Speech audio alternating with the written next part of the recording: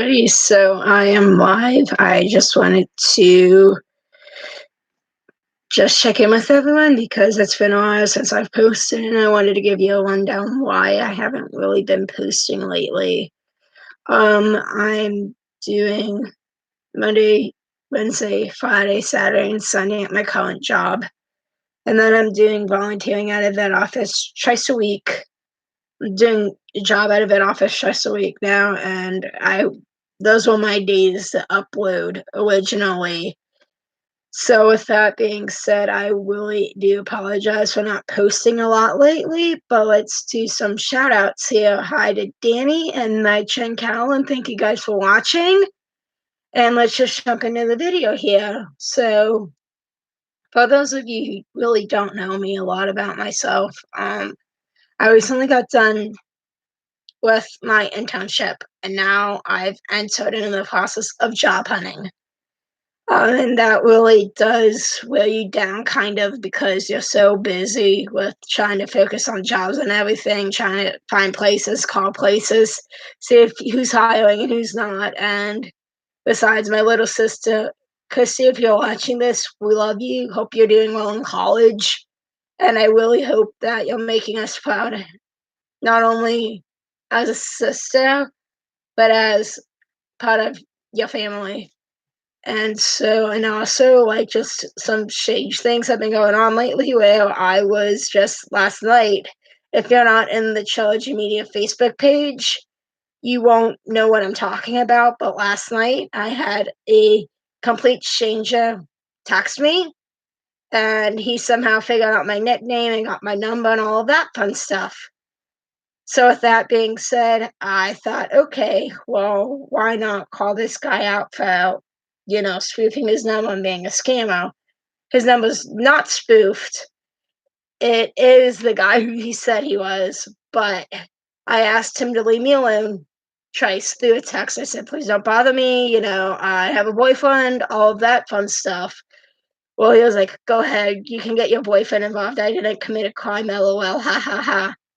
I'm just like, really, dude, I asked you to leave me alone, so I gave the number to my boyfriend, which between my boyfriend, myself, and my dad, we kind of not necessarily had some fun with it, but my boyfriend kind of was like, listen, you need to leave her alone.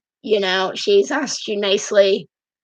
And so, with that being said, he wasn't really yeah, exactly, Danny. He did was a creep. He got his number. He said I texted him when I didn't.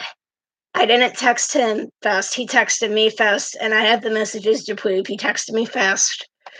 And then he tried telling my boyfriend, well, your girlfriend texted me and everything like that, which I flat out said, I did not text you. He said, you're a liar. Stop lying. I have proof. I know you did, Tell your boyfriend to quit calling me because I'm not picking up. Well, my boyfriend ended up getting hold of him through text. So they texted for a few minutes and got before my boyfriend said one word, this guy got really mad. And I did send a message to him saying, I think your number's spoofed and I think you're trying to scam me. He said, no, I am not one, and no, it's not. Because I ignored him after that. I just left it alone. I thought I've already done some damage. I thought, why not leave that alone? Leave it be. Well, it ended up being I ended up with us number looking it up, and I downloaded Card Attack. Hold on, I have to look it up because I know it's something. It's called something. I can't remember the name here. It is called Card Detector, and you can type in a number, and it blocks it from calling or texting you. And honestly, I wish I could use Spoof Card. Also, like, if you're not subscribed to Trilogy Media, go subscribe to their channel. They are fantastic with scam busting and everything. So go jump over to Trilogy Media and subscribe if you're already not. And also, please make sure you also let them know that I sent you to subscribe.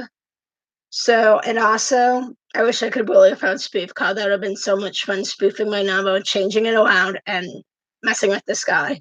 Because, when someone calls you a liar, you kind of have to defend yourself. It's just simple as that. When someone accuses you of doing something you're not doing, obviously, I'm one of those people that I have a great attitude about things. But when it comes to, let's see, calling me a liar, saying that, this and that about me behind my back whenever I'm not, and so many other things, that draws the line. Yeah, I'm like you, Callan. Yeah, that's exactly right. I'm like you. Um, unlike me, on the other hand, I tend to watch what I say all the time, and I try to keep my mouth shut about things, but when it comes to, defending myself, defending the people I love, defending the welfare of animals, defending their right to, being vaccinated for against all the diseases possible that are out there that you can vaccinate for, it's really hard to tell the owner, I really don't like the way you're talking about not vaccinating your pet, and if it's gonna be your fault then and pay thousands of dollars to get your pet hospitalized and treated if it comes positive for parvo and stuff like that. So it ended up being interesting, to say the least. It was, you know, primarily working with today, like, owners were like, "Oh, yeah, I flea treat my dog," and then I'm like, "Well, what's that black thing crawling on you then?" I'm just like, "Ugh." Let me tell you something, honestly, like, I should get used to by now of, like, I can eat watching a surgery, I can eat while, the vet's in the middle of performing a surgery, me trying to eat cleaning instruments, I can eat while doing that because I'm so used to doing that, and it's I feel like in some instances, if you can't afford an animal, you should not get one. It's not our job as the clinic to say, "Hey, I don't think you can afford this." It should be, see, when we got our dog, I'm not sure where he is at the moment, but if your dog, let's say, gets sick, you should know, "Hey, I should get this thing treated and not put it off." Just like I scheduled phone up gets had a dog come in because it got in a fight with another family pet.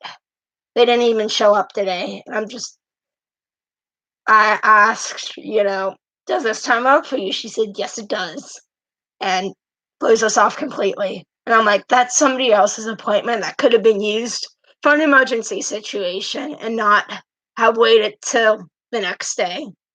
Just angers me when people, schedule appointments for their pets. So yeah, that works for me, and then they don't show up. That just really agitates the what out of me. And I don't know if it's because I'm young, or if it's because when people commit to something, like commit the time, like for their pet, like that's the time the vet could have used to do like continuing ed or something like that. Exactly, Cal, and that's what Trilogy Media was talking about today. It comes back to being loyal to people who can't really. And also, I found out like I can be really loyal to people, but then if they're not loyal back, you know, I I'm still continuing being loyal. It's like what Trilogy Media talked about in tonight's live stream about being loyal to someone who they can't be loyal back. But a part of you feels like you have to be still, even though you don't really owe them anything. So if you think I should do these more often, please let me know because honestly, I'm getting so angry about it, but it's just I'm getting passionate about it. It's almost like people who think that they can get away with really I my internship place, we had people who declined every vaccine, and in the state of Pennsylvania, rabies is the required vaccine that you need to get your pet legal in Pennsylvania, so to speak. So if your pet bites, if your pet bites an animal, and if they're not vaccinated for rabies, that's a big problem. If they're overdue for vaccines, it's a big problem. And the first rabies vaccine they get is only good for 1 year. The second one they get the following year is good for 3 years. And I'm not sure if that's how other states work, but I know in the state where I live, which is Pennsylvania, that is where That is the only vaccine required by law in Pennsylvania is the rabies vaccine. So with that being said, it just angers me to know when people don't keep appointments and they say, "Oh yeah, I can make it," and I can't. And I get people all the time that now, if you listen closely, I do have a speech delay from whenever I was bound. So with that being said, it's interesting when people ask me to repeat things back to them, but then they kind of get a funny look on their face like I said their number wrong when I repeated them back to them the way they repeated it back to me. And it just angers me whenever people do that. And it comes back to me having to slow down a little bit. But also, one thing that also angers me is when people get a pet, but then they can turn around and say, "Well, my dog would never get fleas or ticks on him." And I'm just like, and in the winter time, you do see in the fall and winter, you get people who don't want to do flea and tick prevention on them because they think, oh, it's winter time and they get killed anyway. Fleas can survive in the coldest temperatures. Callan, I'm sorry, I think he's out in the living room right now, so I can't really show Zippy. For those of you who don't know, Zippy's our dog. He is a Shar-Pei Basset Hound mix. He's 11 to 13 years old. He's an old guy, so he's an old man. If you want to see more videos like this, make sure you give this video a big thumbs up. Make sure you like, comment, subscribe, and turn on that post notification bell. And I'm going to end the live stream here. Know God, be his people, value others, change the world. Bye, guys. No?